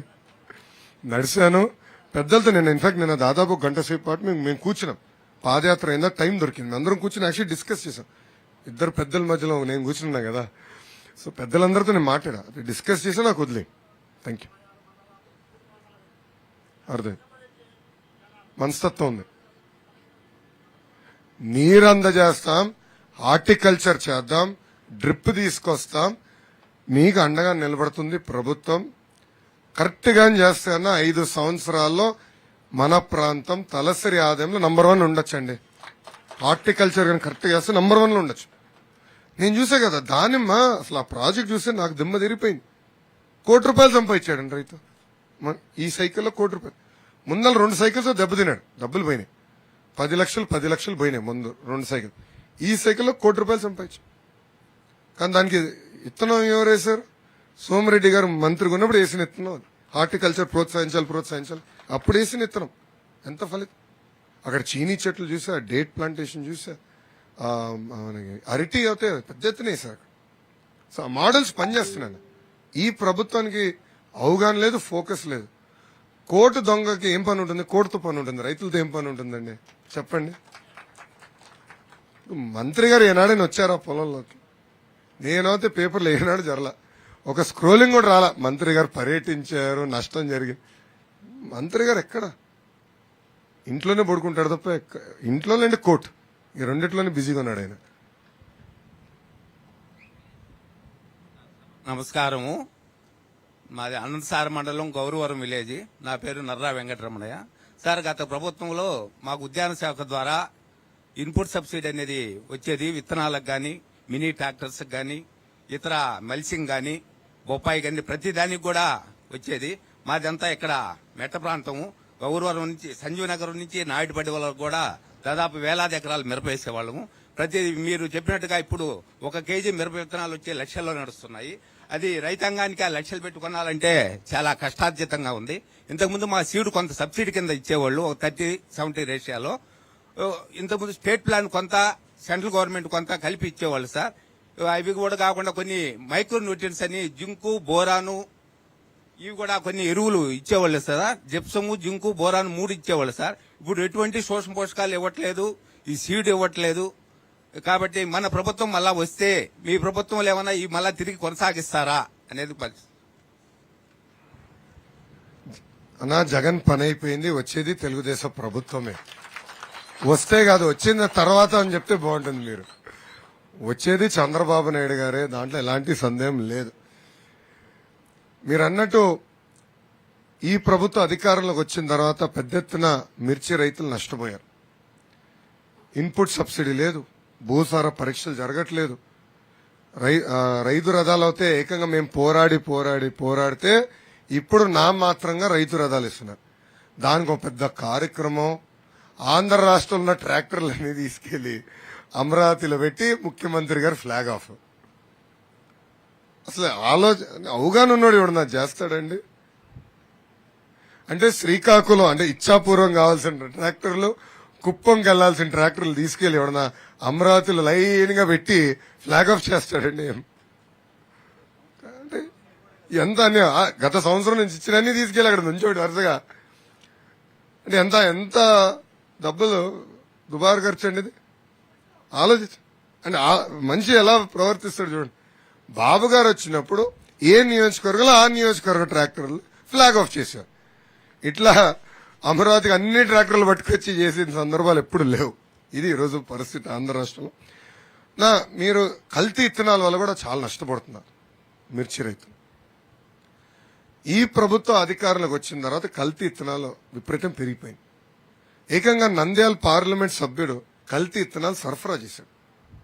సింగనమల నుంచి నంద్యాల వరకు నేను పూర్తయ్యే వరకు పాదయాత్రలో పత్తి రైతులు చాలా ఇబ్బంది పడ్డారు. జమ్మల మడుగులో మునిరెడ్డి అని ఒక రైతు ఏకంగా 10 లక్షల రూపాయలు నష్టపోయాడండి ఒక సైకిల్లో ఈ కల్తీ ఇత్తనాల వల్ల. రేపు తెలుగుదేశం పార్టీ అధికారంలోకి వచ్చిన వెంటనే తప్పనిసరిగా ఎంక్వైరీ చేస్తాం. ఈ కల్తీ ఇత్తనాలు ఎవరైతే సరఫరా చేశారో వాళ్ళ పైన పీడీ యాక్ట్ పెట్టి కఠినంగా శిక్షించే బాధ్యత తెలుగుదేశం ప్రభుత్వం తీసుకుంటుంది. మీరు కోరినట్టు ఇన్పుట్ సబ్సిడీ కూడా గతంలో ఎట్లయితే పెద్ద ఎత్తున మిమ్మల్ని ప్రోత్సహించామో అదేవిధంగా మేము ఇన్పుట్ సబ్సిడీ ఇస్తాం. సబ్సిడీ ద్వారా ఇత్తనాలు అందజేస్తాం. అంతేకాకుండా రేపు రాబోయే రోజు మిరప కూడా మొక్కలు ఇస్తే బాగుంటుందని కొన్ని ప్రాంతాల్లో నన్ను కోరటం కూడా జరిగింది. దానికి కూడా అవసరమైన స్టేషన్స్ ఏర్పాటు చేయాలి. లోకల్ గా కూడా మార్కెట్లు ఏర్పాటు చేయాల్సిన అవసరం కూడా ఉంది. అందరం గుంటూరుకి వెళ్తాం కాదు, లోకల్ మార్కెట్లో అవసరం ఉంది. అటు పక్కన రాయలసీమలో కూడా కోరారు. అక్కడికి ఇప్పటికీ నేను చాలా స్పష్టంగా చెప్పాను, అక్కడ లోకల్ మార్కెట్ ఏర్పాటు చేస్తామని. అదేవిధంగా ఇక్కడ మార్కెట్ కూడా ఏర్పాటు చేసే బాధ్యత తెలుగుదేశం ప్రభుత్వం తీసుకుంటుంది. అన్నా గతంలో స్ప్రేయర్లు ఇచ్చింది మనమే, రైతు రథాలు ఇచ్చింది మనమే, డ్రిప్ ఇచ్చింది తెలుగుదేశం పార్టీ. ఇప్పుడు ఇవ్వట్లేదు సార్. వీళ్ళెవరు? మళ్ళీ కోరుకుంటాం. తప్పనిసరిగా రేపు అధికారంలోకి వచ్చిన వెంటనే అవి మీకు అందజేస్తాం. మొదటిగా డ్రిప్ ఇరిగేషన్ 90% సబ్సిడీ ద్వారా అందజేస్తాం. అవసరమైన రైతులకి మీకు రైతు రథాలు అందజేస్తాం. ఇంకా స్ప్రేయర్స్ అంటారా, డ్రోన్ స్ప్రేయింగ్ అంటే కార్పొరేషన్ ద్వారా నిధులిచ్చి ఒక నిరుద్యోగ యువకులకు అవకాశం కల్పించి డ్రోన్ స్ప్రేయర్స్ కూడా అందజేస్తాం. ఇంతేకాకుండా భూసార పరీక్షలు ఇప్పుడు ఎత్తేశారు. మళ్ళీ మన అధికారంలోకి వచ్చిన భూసార పరీక్షలు నిర్వహిస్తాం. మైక్రో న్యూట్రియన్స్ కూడా, అవసరమైన మైక్రో న్యూట్రియన్స్ కూడా సబ్సిడీ ద్వారా మీకు అందజేసే బాధ్యత తెలుగుదేశం పార్టీ తీసుకుంటుంది. సార్ సభకు నమస్కారం సార్. సార్ ఇప్పుడు మన ఏరియాలో మెట్ట ప్రాంతంలో పామ్ ఆయిల్ సాగు ఎక్కువగా ఉంది సార్. మనకి ఈ ఏరియాలో కొన్ని మండలాల్లో దాదాపు ఇప్పటికైతే 1000 ఎకరం దాకా వేస్తున్నారు. ఇంకా వేయడానికి కూడా చాలా ముందుకు వస్తున్నారు. కానీ చిన్న సమస్య ఏంటంటే ఇప్పుడు గతంలో మనకు 40 రూపాయలు 50 రూపాయలకి రైతుకి మొక్క డెలివరీ వచ్చింది. అది కానీ ఇప్పుడు ఏంటంటే 260 రూపాయలు అవుతుంది సార్ ఒక్క మొక్క డెలివరీ రైతు తెచ్చుకోవాలంటే. సబ్సిడీ అమౌంట్ మటుకు ఎప్పుడో ఇస్తారంట మనం రైతు పెట్టుకుంటే, అది ఎప్పుడు ఇస్తారో తెలియదు. రెండోది ఇంకోటి ఏంటంటే సార్, ఇప్పుడు ఆ పంటకు మటుకు లోన్స్ అయితే ఇవ్వడం లేదు. అదొకటి మీ దృష్టికి తీసుకొస్తున్నాను. రెండోది ఇంకొకటి సార్, మీరు ఎట్లా ఇప్పుడు ఖర్జూరం గురించి కొంచెం తీసుకొచ్చారు విషయాన్ని సార్. నాది కూడా ఒకరు మీకు విషయం రైతు పరంగా చెప్పాలి సార్. ఖర్జూరం మొక్క వచ్చేసి 3,500 నుంచి 4,000 అవుతుంది సార్. అది మన గవర్నమెంట్ వచ్చిన తర్వాత కొంచెం ఏదైనా అందుబాటులోకి వస్తే ఈ ప్రాంతం ఈత చెట్టు ఎక్కడైతే ఈతకాయలు కాస్తుందో ఆ ఏరియా ఖర్జూరం ఖచ్చితంగా కాస్తుంది సార్. అందువల్ల ఈ ఏరియాలో ఈత చెట్లు ఎక్కువగా మామూలుగా వాటికే అయ్యే పడి ఈత చెట్లు మన ఫలితాల్లో తింటున్నాము. ఖర్జూరం కూడా మంచి ఆదాయం ఉంది. ఈ ఏరియాలో ఖర్జూరం తీసుకోవడానికి కూడా పంట రైతు పరంగా కూడా మంచి తీసుకోవచ్చు సార్. రైతు పరంగా కూడా ఈ డెల్టా మెట్ట ప్రాంతంలో బాగా ఉంటుంది సార్. అది మేము మన సోమిరెడ్డి ద్వారా కూడా గతంలో కొన్ని దృష్టికి తీసుకొచ్చాము రైతు అధ్యక్షుల ద్వారా. తర్వాత గవర్నమెంట్ పోయింది. తర్వాత మీరు ఇప్పుడు కానీ ఆ ఖర్జూరం మొక్క మన ఏరియాకి కానీ ఈ మెట్ట ప్రాంతంలో రాయలసీమ కానీ మన మెట్ట ప్రాంతంలో ఎక్కడైతే మీరు మొక్క కానీ ఇవ్వగలిగితే ఈ ఏరియా రైతారంగ ఖర్జూరం కూడా పండిగలుస్తా. రెండోది ఇంకొకటి డ్రిప్ బిందు సేద్యంలో సార్ ఆల్రెడీ పైప్ లైన్లు వేసుకున్నాం గతంలో ఒక 10 సంవత్సరాలు 15 సంవత్సరాలు పైప్ లైన్ వేసేసాం సార్. ఇప్పుడు సబ్సిడీలో ల్యాటర్ల వరకు మన గవర్నమెంట్ వచ్చిన తర్వాత కొంచెం ఏర్పాటు చేస్తే తక్కువగా రైతు సబ్సిడీ కట్టుకోవడానికి అవకాశం ఉంటుంది. ఆల్రెడీ పైప్ లైన్ ఉన్నాయి సార్ భూమిలో. మన బండిల్స్ ల్యాటర్ బండిల్స్ అవి కానీ కొంచెం సబ్సిడీలో ఇస్తే రైతుకి కొంచెం భారం తగ్గుద్ది, రైతుకి ఉపయోగం కూడా సార్ ఈ ఏరియాలో. అదొక్కటి సార్. రెండోది ఇంకొకటి ఏంటంటే ఈ ఏరియాలో మనకు ఒక 5-6 మండలాల్లో ప్రకృతి రూపంగా కూడా మనకి ఈశాన్య ఋతుపవనాల్లో కానీ పోతే ఇక్కడ ఇటు ఈ ఋతుపవనంలో కానీ చివరిలో ఉన్నాం సార్. అటు చివర ఇటు చివర ఈశాన్యానికి నైరుతికి చివరిలో ఉన్నాం సార్. పెద్దలు చెప్పినట్టు కొంచెం ప్రాజెక్టుల ద్వారా చెరువులకి అనుసంధానం చేస్తే మనం కొంచెం ఇరిగేషన్ బోర్ల ద్వారా అయినా పెంచుకొని గ్రౌండ్ వాటర్ పెంచుకొని అయినా గతంలో మనం అనేక రకాలుగా చెక్ డ్యామ్లు ఇచ్చాం. కానీ ఆ చెక్ డ్యామ్లే కాకుండా చెరువులకి అనుసంధానం చేస్తే వాటర్ని మనం గ్రౌండ్ వాటర్ పెరిగి కొంచెం బోర్వెల్ కూడా బాగా ఉపయోగపడుతుంది సార్. మీ అవకాశం ఇచ్చినందుకు మీ అందరికీ ధన్యవాదాలు తెలియజేసుకు సెలవు తీసుకుంటున్నాను సార్. అన్నగారు ఇంకా పామాయిల్ గురించి చాలా నేర్చుకోవాల్సిన అవసరం ఉంది. నాకు ఇంకా చాలా నేర్చుకోవాలి నేను. కొంచెం అవగాహన తెచ్చుకున్న తర్వాత నేను దీని గురించి స్పందిస్తా. కొంచెం పామాయిల్ నాకు అంత అవగాహన లేదు. అది ఇంకా తూర్పు పశ్చిమ గోదావరి జిల్లాలో ఎక్కువ అనుకున్నా. మన దగ్గర ఉందని నాకు తెలీదు. మొదటిసారి నేను తెలుసుకుంటున్నా. సో కొంచెం నేను ఒకసారి కొంచెం అవగాహన వచ్చిన తర్వాత మాడితే బాగుంటుంది. ఏదంటే అది నేను చెప్పను. సో తెలుసుకున్న తర్వాత మీతో ఏ విషయంపై నేను స్పందిస్తా. ఖర్జూర చెట్లు మీరు చెప్పినట్లు పెట్టుబడి ఎక్కువ, దాంట్లో ఎలాంటి సందేహం లేదు. మొక్కలే ఇష్టం కాదు, మార్కెట్ ఏర్పాటు చేయాలి. ఎందుకంటే మళ్ళీ రేపు రైతులందరూ మళ్ళీ పెడితే మార్కెట్ లేకపోతే ఇంకెక్కువ నష్టపోతాం. సో తప్పనిసరిగా ఉపాధి హామీతో అనుసంధానం చేస్తే మొక్కలు కూడా అందించేదానికి అవకాశం ఉంటుంది ఉచితంగా ప్రభుత్వం నుంచి. అది టేకప్ చేస్తాం. ఎలాంటి ఖర్జూర వేయాలి, వేరియంట్ ఎలాంటిది, దానికి మార్కెట్ ఏంటి, ఎవరు కొనుగోలు చేస్తారు, లింకేజ్ ఏంటి, ప్యాకింగ్ ఏంటి. సో మీకు ఇప్పటికీ అర్థమైంది. మామిడి ఎట్టు చెప్పాను, మొక్క అంటే ఎలాంటి మొక్క ఏ వేరియంట్ దగ్గర నుంచి కొనుగోలా, లేదంటే పల్పింగా, టాఫీలా, అంటే మ్యాంగో స్వీట్సా, చాక్లెట్స్, మ్యాంగో చాక్లెట్స్, అదా, ఇదంతా ఎవరు చేస్తారు అనేది ఎండ్ టు ఎండ్ ఆలోచించాలి. లేదంటే ఏదో మీకు మొక్క ఇచ్చేసాం, దాని తర్వాత మేము ప్రభుత్వం చేతులు దులుపుకుంటే ఎక్కువ నష్టపోయేది రైతాంగం. సో ఖర్జూరకాయ కూడా నా ఆలోచన అది ఎండ్ టు ఎండ్ చేయాలి. సో ఫస్ట్ రీసెర్చ్ సెంటర్ పెట్టాలి. మొక్కలు కూడా మన వేరియంట్స్ కరెక్ట్ గా మనం ఎతకాలి. డిమాండ్ కేవలం మన రాష్ట్రం మన దేశం కాదు, ప్రపంచానికి కావాల్సింది మనం వేయాలి. మనం ఎంతసేపు ఏమనుకుంటాం, మన దేశం సప్లై చేస్తే చాలు. లేదు, ప్రపంచానికి ఎందుకు సప్లై చేయాలి, అప్పుడే ధర నిలబడుతుంది. లేదంటే మన అందరం కానీ వెళ్తే అనుకోండి ఖర్జూరకాయ మళ్ళీ ధర పడిపోతుంది ఇక్కడ లోకల్గా. అట్లా కాకుండా ఇంటర్నేషనల్ మార్కెట్ కూడా సప్లై చేసేదానికి ఎలాంటి వేరియంట్స్ కావాలి, రేపు పంట వచ్చిన తర్వాత ఎవరు కొనుగోలు చేస్తారు, ప్యాకింగ్ ఎలా, సార్టింగ్ ఎలా, కాంప్రహెన్సివ్ మోడల్లో ఆలోచించాలి. అది మా లక్ష్యం. అందుకే హార్టికల్చర్లో కూడా ఒక 10 to 12 మేజర్ క్రాప్స్ తీసుకుని దాంట్లో భారతదేశంలోనే నంబర్ 1 గా నిలబడే విధంగా చేయాలన్న లక్ష్యంతో తెలుగుదేశం ప్రభుత్వం పనిచేస్తుంది. రెండోది ఇరిగేషన్ ప్రాజెక్ట్. ఇప్పటికీ నేను చాలా స్పష్టంగా చెప్పా, బాబు గారి లక్ష్యం ప్రతి ఎకరానికి సాగునీరు అందజేయాలి. బాబు గారు ముఖ్యమంత్రిగా ఉన్నప్పుడు ఆనాడే చెప్పారు, గోదావరి జలాలు కృష్ణా పెన్నాకి తీసుకొస్తానంటే చాలా మంది ఎగతాళి చేశారు.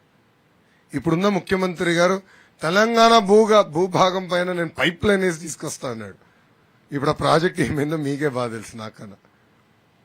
సో బాబు గారు ఏంటంటే ముందు ఆలోచనతో ఒక విజనరీగా, మనకి సాగునీటి సమస్య ఉంటుంది, తాగునీటి సమస్య ఉంటుంది. ఈ 3 నదులను అనుసంధానం చేస్తేనే శాశ్వతమైన పరిష్కారం వస్తుంది. తద్వారా ప్రతి ఎకరానికి సాగునీరు అందజేయాలి. నీరుంది కనుక విచ్చలవిడిగా వాడకూడదు, జాగ్రత్త కాపలా కాయాలి. డ్రిప్ ద్వారానే బిందు సేద్యం చేయాలి అనేది బాబు గారి లక్ష్యం. మేము ప్రతి కేబినెట్ మీటింగ్లో మాకు చెప్పేవారు, పరిగెత్తే నీరుని నడిపించాలా, నడిసే నీరుని ఆపి భూగర్భ జలాల్లోకి మార్చాలి మీరని మాకు చెప్పారు. ఎక్కువ డోస్ పడేది ఇరిగేషన్ శాఖ మంత్రి గారికి, దాని తర్వాత నాకే. ఎందుకంటే ఇరిగేషన్ ప్రాజెక్ట్ లైన్ కట్టాలా, పంట గుంటలు నేను తవ్వాలా. సో మాకు ఎప్పుడూ చెప్పారు, ప్రతి కేబినెట్ మీటింగ్లో బాబు గారు చెప్పారు, నీరు కాపలాగా జాగ్రత్తగా ఉండండి అని చెప్పారు. ఇప్పుడు వర్షాలు ఉన్నా కూడా చూడండి ఎంత నష్టపోతున్నారు రైతులు. కారణం ఏంటి? పిల్ల కాలువలు, రిజర్వాయర్లు ఫుల్గా ఉన్నాయి, నీరుంది, పిల్ల కాలువలు, రిజర్వాయర్లకు మెయింటెనెన్స్ లేదు, అన్నమయ్య ప్రాజెక్ట్ కొట్టుకుపోయింది. ఇట్లాంటి అవగాహన లేని వ్యక్తి, అనుభవం లేని వ్యక్తి ముఖ్యమంత్రి అవుతే ఎలాంటి పరిస్థితులు వస్తాయనేది ఇది ఒక ఉదాహరణ మాత్రం. హార్టికల్చర్ విషయం ఇంకా నాకు వదిలేసేయండి, తప్పనిసరిగా మేము చాలా సీరియస్గా టేకప్ చేస్తాం. పామ్ ఆయిల్ది కొంచెం నేను ఇంకా మాడతాను, నిపుణులతో కూడా నేను మాడతాను. లోన్లు ఇవ్వట్లేదని మీరు చెప్పారు, నాకు తెలియదు. యాక్చువల్లీ మీరు చెప్పేవారు కూడా నాకు తెలియదు. సో ఇంకా నేను పెద్దలతో మాట్లాడినా దీనిపై నేను స్పందిస్తాను. Thank you.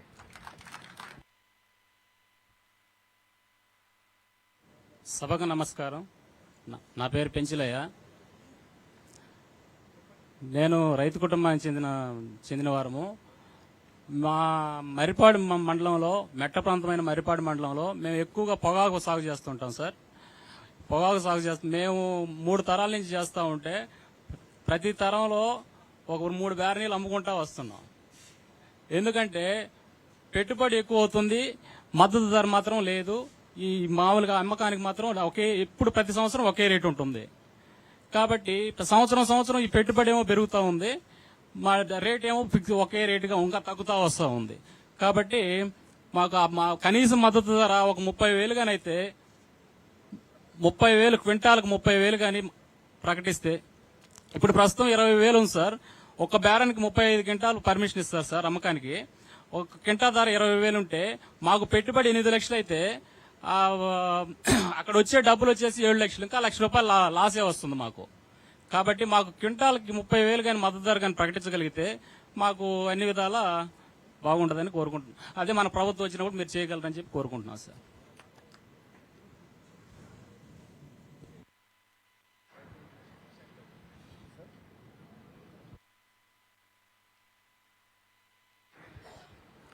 పొగాకు గురించి కూడా నేను నేర్చుకోవాల్సిన అవసరం ఉంది, ఇప్పుడు తెలుసుకుంటున్నా. మొదటిగా ధర, మద్దతు ధర, అదేవిధంగా మొత్తం వ్యవస్థ కేంద్ర ప్రభుత్వం ద్వారా నడుస్తుంది పొగాకు. కానీ మీరు చెప్పినట్లు రాష్ట్ర ప్రభుత్వం ఏం చేయగలుగుతుందంటే ముందల పెట్టుబడి తగ్గించాలి. అది రాష్ట్ర ప్రభుత్వం చేయగలుగుతుంది. సబ్సిడీ ద్వారా కానీ ఇన్పుట్ సబ్సిడీ ద్వారా ఆదుకునేదానికి రాష్ట్ర ప్రభుత్వానికి అవకాశం ఉంది. అది ఈ ప్రభుత్వ అధికారంలోకి వచ్చింది, అది ఎత్తేసింది.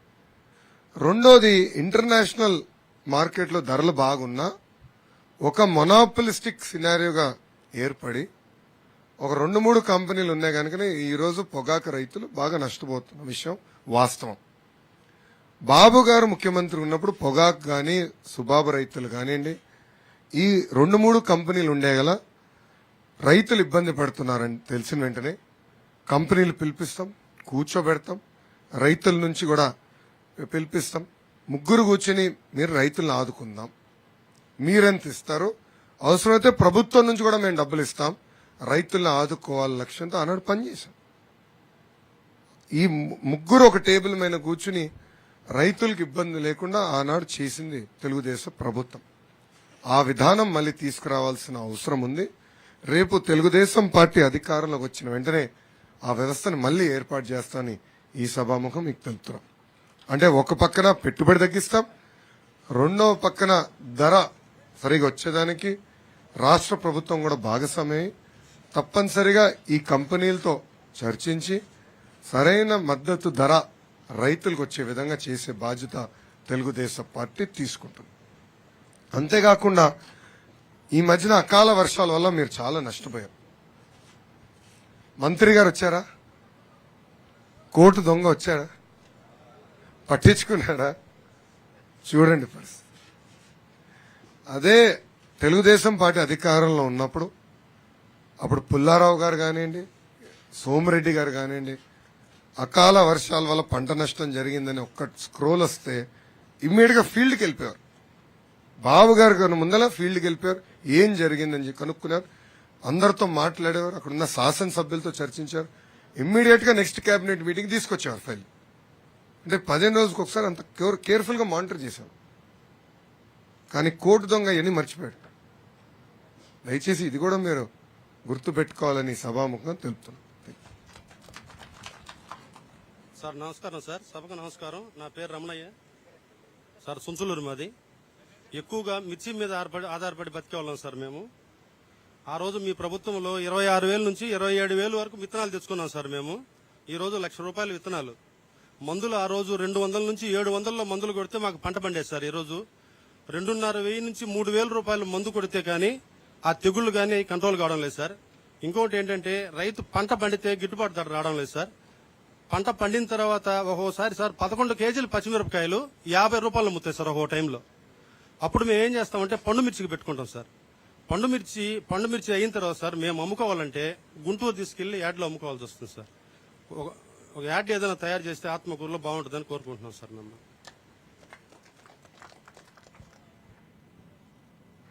అసలు మీటింగ్ వచ్చే ముందు అదే నేను సోమిరెడ్డి గారు మాడుతున్నాం. అంటే యాడ్ ఎలా ఏర్పాటు చేస్తే బాగుంటుంది, మెకానిక్స్ ఏంటి అనేది మేము చర్చించాం. తప్పనిసరిగా ఈ కోరిక అనేది ఉంది. అటు రాయలసీమలో కూడా అడిగారు. అక్కడ చాలా స్పష్టంగా చెప్పి లోకల్ గానే ఏర్పాటు చేస్తానని హామీ ఇచ్చా. అదేవిధంగా తప్పనిసరిగా రైతులకు అందుబాటులో ఒక యార్డ్ తీసుకొచ్చే బాధ్యత తెలుగుదేశం ప్రభుత్వం తీసుకుంటుంది. దాంట్లో డౌట్ లేదు. సార్ సభకు నమస్కారం సార్. నాది పడమటినాయుడుపల్లి బీసీ కాలనీ గ్రామం సార్. నా పేరు పడసల శ్రీనివాసులు యాదవ్ సార్. నేను పత్తి పంట గురించి మాట్లాడుతున్నాను సార్. మా ఏరియాలో పత్తి మా విలేజ్ లో ప్రతి సంవత్సరము 400 ఎకరాల నుంచి 500 ఎకరాలు పండిస్తుంటారు సార్.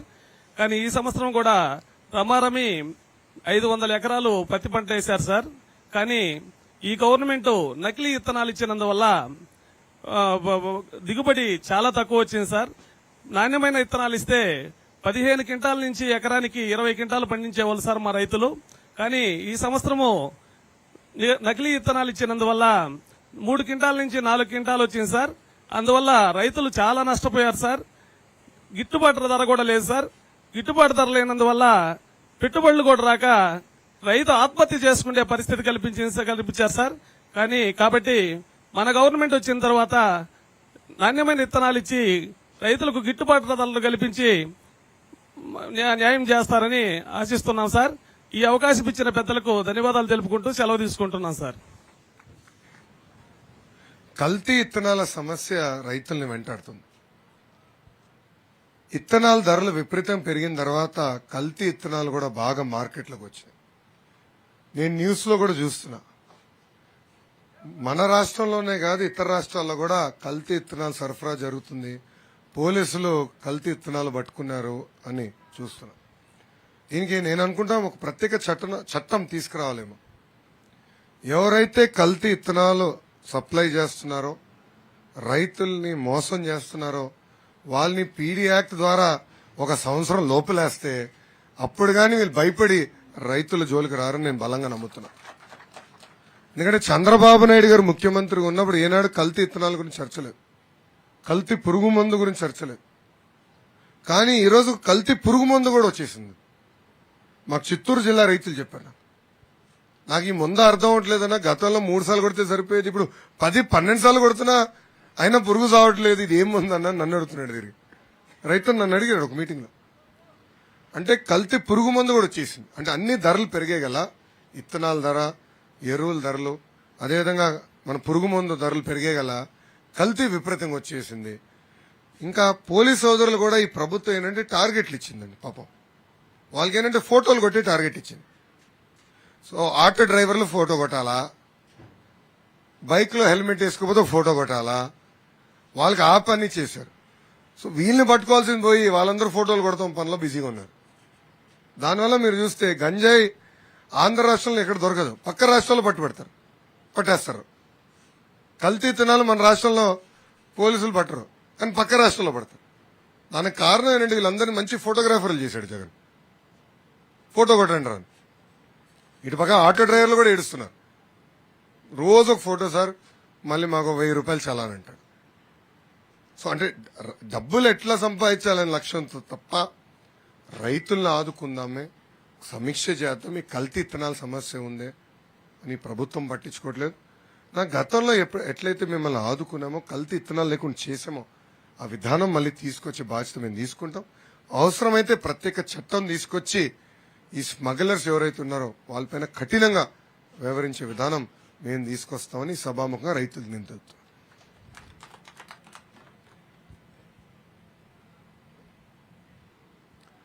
నా ఈరోజు రైతులు ఎదుర్కొంటున్న సమస్యలమైన సుదీర్ఘంగా మనందరం చర్చించుకున్నాం. పెద్దలు చెప్పినట్లు ప్రధానంగా నేను మాట్లాడతాను ఒక్క నిమిషం మైక్ ఇవ్వండి, ఒకసారి మాట్లాడతాను. ప్యాడీ గురించి, వరి గురించి మాట్లాడాలన్నారు. మైక్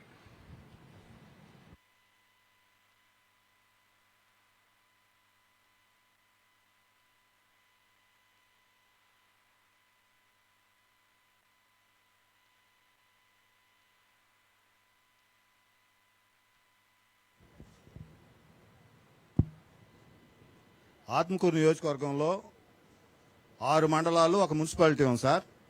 దానిలో ఒక మర్రిపాడు మండలం పూర్తిగా, ఏఎస్పేట మండలంలో కొంత పార్ట్ తప్పక మిగతా అంతా వరి సేద్యం మీద ఆధారపడి ఉండే రైతులు సార్. కానీ పోయిన సంవత్సరం వేసిన వడ్లకు కూడా ఇంతవరకు డబ్బులు రాలేదు.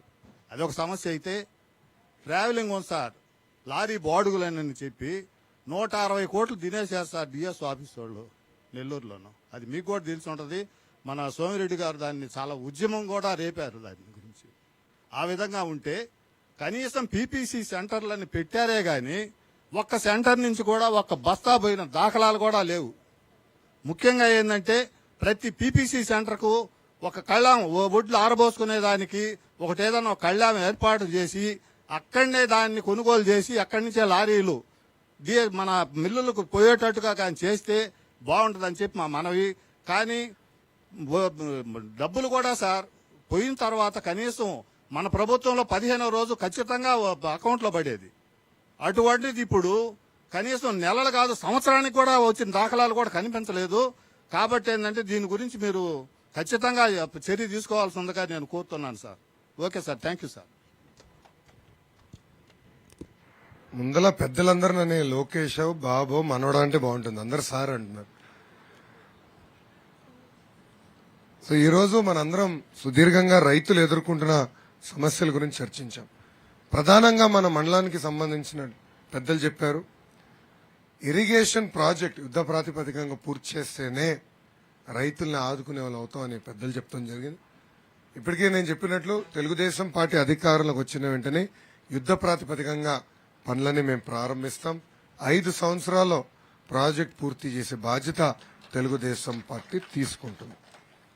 రెండోది హార్టికల్చర్ గురించి కూడా మనం చర్చించాం. హార్టికల్చర్ పెద్ద ఎత్తున ప్రోత్సహిస్తాం, ఉపాధి హామీతో అనుసంధానం చేస్తాం. రైతులకి ప్రభుత్వం అండగా నిలబడి అగ్రో క్లైమాటిక్ జోన్స్ ద్వారా ఎలాంటి వేరియంట్ అంటే ఏ రకమైన పంట వేస్తే బాగుంటుందనేది చాలా స్పష్టంగా చెప్పి రైతుకి అండగా నిలబడి మార్కెట్ లింకేజ్ కూడా చేసే బాధ్యత తెలుగుదేశం ప్రభుత్వం తీసుకుంటుంది. ఇంకా మిర్చి రైతులకు వచ్చే గల పెట్టుబడి తగ్గించాల్సిన బాధ్యత ప్రభుత్వం పైన ఉంది. పెద్దలు చెప్పినట్టు గతంలో 0 బడ్జెట్ న్యాచురల్ ఫార్మింగ్ తీసుకొచ్చాం. ధర పండించిన తర్వాత ధర వస్తుందో రాదో మనకు తెలియని పరిస్థితి ఈరోజు మార్కెట్లో చూస్తున్నాం. కానీ దాని ముందర మన చేతిలో ఉంది పెట్టుబడి తగ్గిస్తాం.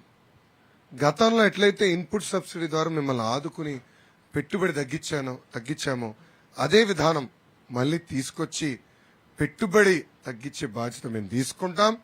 ఒకవేళ పండించిన పంటకి గిట్టుబాటు ధర రాకపోతే తప్పనిసరిగా మిమ్మల్ని ఆదుకునే బాధ్యత తెలుగుదేశం ప్రభుత్వం తీసుకుంటుంది.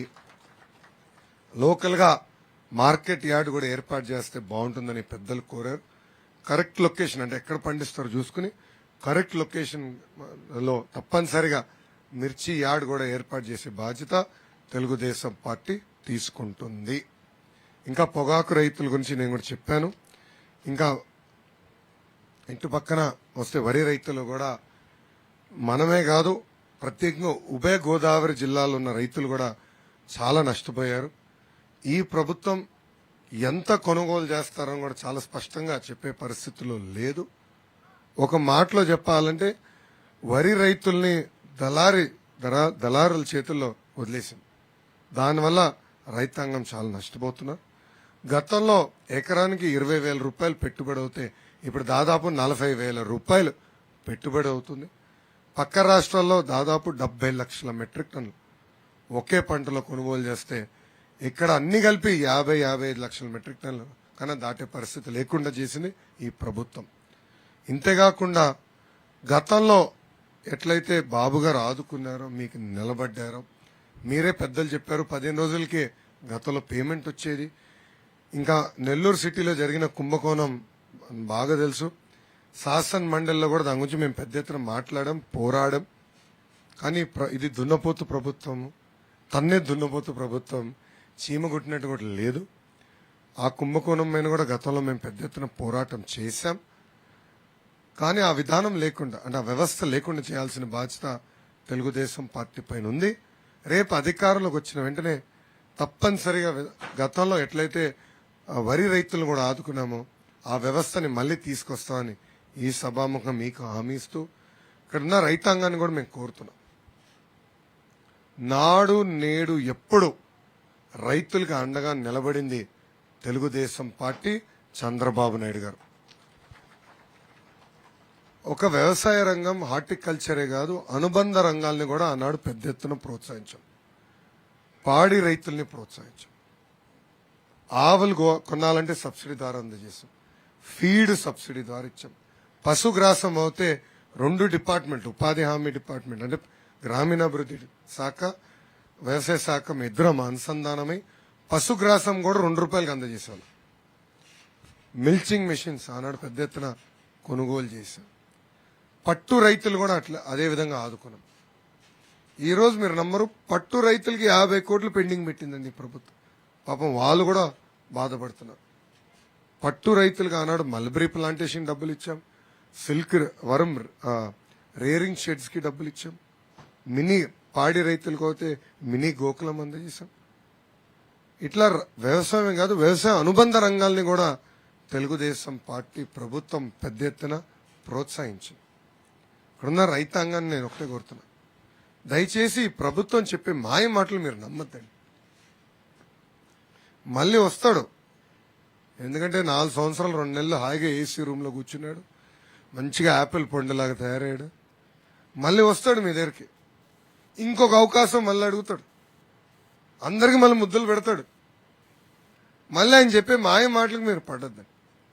ఎందుకంటున్నారంటే అనుభవం లేని వ్యక్తి ముఖ్యమంత్రి అవుతే ఈరోజు ఎన్ని ఇబ్బందులు ఎదుర్కొంటున్నావు మీరే తెలుసుకుంటున్నారు. రైతు రాజ్యం తీసుకొస్తున్న వ్యక్తి ఏకంగా రైతుల మోటార్లకు మీటర్లు బిగిస్తాడని ఎంత అన్యాయం చూడండి. సో దయచేసి ఇది మీరు గుర్తుపెట్టుకోవాలని మిమ్మల్ని కోరుకుంటూ, ఇప్పటికీ చాలా స్పష్టంగా చంద్రబాబు నాయుడు గారు హామీ ఇచ్చారు. రేపు తెలుగుదేశం పార్టీ అధికారంలోకి వచ్చిన వెంటనే ప్రతి సంవత్సరం 20,000 రూపాయలు ప్రతి రైతుకి అందజేసే బాధ్యత మేము తీసుకుంటాం. గతంలోనే అన్నదాత సుఖీభావ కింద మిమ్మల్ని ఆదుకున్నాం. అదే పేరిట 20,000 రూపాయలు ప్రతి రైతాంగానికి అందజేస్తాం. ఇన్పుట్ సబ్సిడీ గతంలో ఎట్లయితే చేసామో చేస్తాం. ట్రాక్టర్లు కానీ, డ్రిప్ కానీ, స్ప్రేయర్లు గతంలో ఏ వ్యవస్థ అయితే ఉందో ఆ వ్యవస్థ మళ్ళీ తీసుకొచ్చే బాధ్యత మేము తీసుకుంటామని సభాముఖం తెలుపుకుంటూ, మా లక్ష్యం ఒకటే అన్న, రైతన్న ఆదాయం పెంచాలి. సింపుల్, తెలుగుదేశం పార్టీ లక్ష్యం అది. ఆంధ్ర రాష్ట్రంలో రైతుల ఆత్మహత్యకి ఫుల్ స్టాప్ పెట్టాలి. దానికి వ్యవసాయం, హార్టికల్చర్, అనుబంధ రంగాలు అన్ని కలిసికట్టుగా చేస్తేనే వ్యవసాయం లాభసాటిగా మారేదానికి అవకాశం ఉంటుంది. అంతేకాకుండా సబ్సిడీలు అనేది అనివార్యం, వ్యవసాయానికి అనివార్యం. మన రాష్ట్రంలో కాదు, మన దేశంలో కాదు, ప్రపంచం అంతా సబ్సిడీలపై నడుస్తుంది. అమెరికాలో కూడా రైతులు సబ్సిడీ ఇస్తారండి. యూరోప్ లో ఉన్న అగ్రదేశాలు కూడా వ్యవసాయానికి సబ్సిడీలు ఇస్తారు. సబ్సిడీ లేకుండా వ్యవసాయం లాభసాటిగా మారదు, దాంట్లో ఎలాంటి సందేహం లేదు. గతంలో ఎట్లయితే రైతాంగాన్ని ఆదుకున్నామో సబ్సిడీలు ఇచ్చి పెద్ద ఎత్తున మిమ్మల్ని ప్రోత్సహించము ఆ విధానం మళ్ళీ మేము తీసుకొస్తామని ఇక్కడున్న రైతాంగానికి అందరు తెలుపుకుంటూ నాకు ఈ అవకాశం ఇచ్చిన మీ అందరికీ పేరు పేరున నా హృదయపూర్వక ధన్యవాదాలు తెలుపుకుంటూ మీ అందరి దగ్గర నుంచి నేను సెలవు తీసుకుంటున్నా. పెద్దలు నేను కోరుతున్నా, వచ్చేప్పుడు చాలా మంది ఫోటోలు దిగాలని అడిగారు. ఇక్కడ నుంచి ఈ కార్యక్రమం ఏంటంటే నెక్స్ట్ వెళ్ళేది సెల్ఫీ కార్యక్రమానికే. అక్కడికి అందరు రండి, హాయిగా తోపులాట లేకుండా ఫోటో దిగచ్చు. అనా రిజిస్టర్ ఇప్పుడు చేసుకోవచ్చు, లేదంటే ఫోటో దిగిన తర్వాత చేసుకోవచ్చు. రిజిస్టర్ చేసుకున్న తర్వాతనే ఫోటో ఉండదు.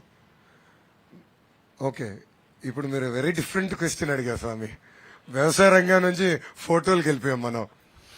నో, అది రిజిస్ట్రేషన్. ఎందుకంటే ఇప్పుడు రిజిస్ట్రేషన్ ప్రాసెస్ వెరీ సింపుల్. మీ పేరు, మీ ఫోన్ నంబర్ ఎంటర్ చేస్తే మీరు సెల్ఫీ తీసుకుంటే మా దగ్గర ఉన్న లక్షల ఫోటోల్లో మీరు ఎక్కడున్నారో అది ఎతికి మీకు ఫోటో వాట్సాప్ లో పంపిస్తుంది. అంటే ఐటీ శాఖ మంత్రిగా చేశా కదా గతంలో. కొంచెం టెక్నాలజీ లేకపోతే ఎట్లా పాదయాత్రలో, టెక్నాలజీ లేకపోతే నాకు నిద్ర రాదు కదా. సో అందుకే మీ ఫోటోలు మీకు అందించేదానికి, సులభంగా చేసేదానికి ఆ రిజిస్ట్రేషన్ ప్రాసెస్. అంతే, ఫోటో దిగేదానికి కాదు, ఎవరన్నా దిగచ్చు. ఆ కార్డ్ ఏంటంటే మీరు రిజిస్టర్ అయ్యడానికి చాలా సింపుల్ ప్రాసెస్. ఇప్పటికి దాదాపు ఒక 70,000 మందికి అందించాం ఫోటోలు. సో రాత్రి కల్లా మీ ఫోటోలు వచ్చేస్తాయి వాట్సాప్లో. ఓకేనా? Thank you. జై తెలుగుదేశం, జై హింద్.